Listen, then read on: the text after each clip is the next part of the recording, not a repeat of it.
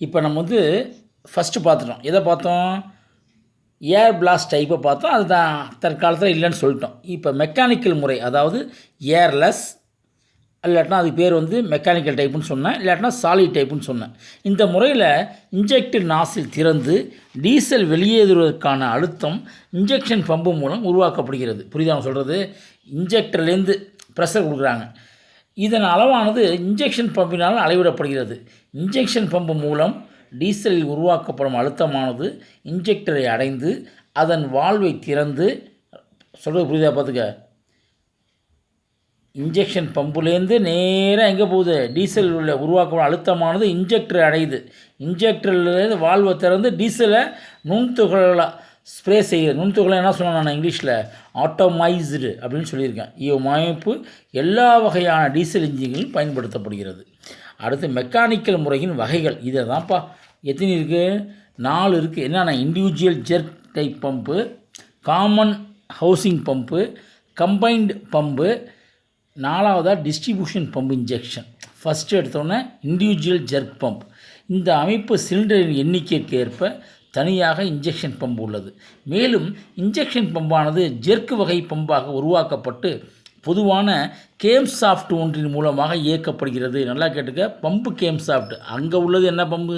Game soft, engine game soft. இது இந்த பம்பில் உள்ள கேம் சாஃப்ட். எடுத்துக்காட்டு டட்ஸ் இன்ஜின். இதோட தன்மைகள் என்ன? நன்மைகள்: ஏர் கம்ப்ரஸர் தேவையில்லை, மெக்கானிக்கல் எஃபிஷியன்சி வினைத்திறன் அதிகம், பம்பை தனித்தனியாக கழட்டி பம்பு பார்க்கலாம், ரிப்பேர் பார்த்துடலாம்.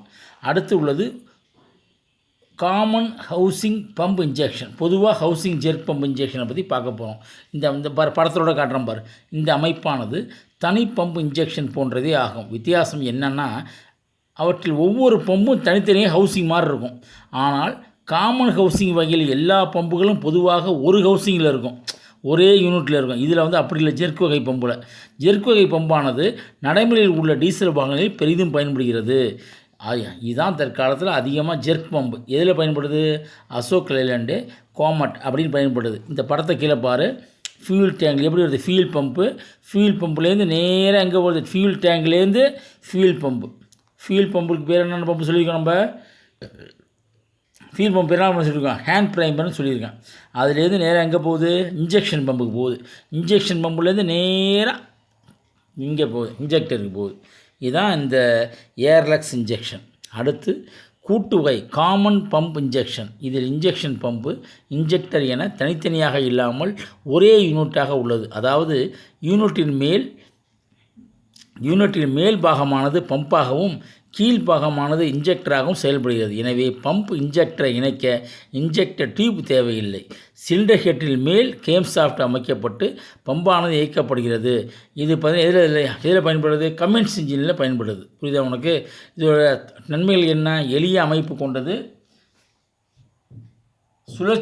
கலட்டி மாற்றுவது ரொம்ப ஈஸி, குறைந்த பாகங்களை கொண்ட சிறப்பான அமைப்பு, இன்ஜெக்டர் டியூப்கள் கிடையாது.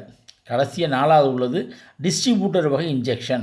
இந்த சிஸ்டத்தில் டிஸ்ட்ரிபியூட்டர் பம்பு என்ற நவீன வகை பயன்படுகிறது. இந்த பம்பில் ஒரு பம்பிங் எலிமெண்ட் அமைத்து அதன் மூலமாக இன்ஜினில் உள்ள அனைத்து இன்ஜெக்டருக்கும் சரியான கோண வித்தியாசத்தில் டீசல் ஸ்ப்ரே செய்யப்படுகிறது.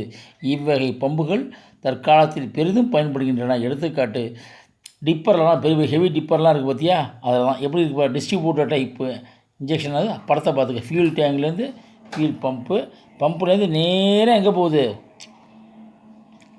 ரோட்டருக்கு போய் ரோட்டார்லேருந்து நேராக இன்ஜெக்டர் இருக்கிறது. டைமிங்கை சுற்றி வரும். இதுதான் வந்து பாடம்.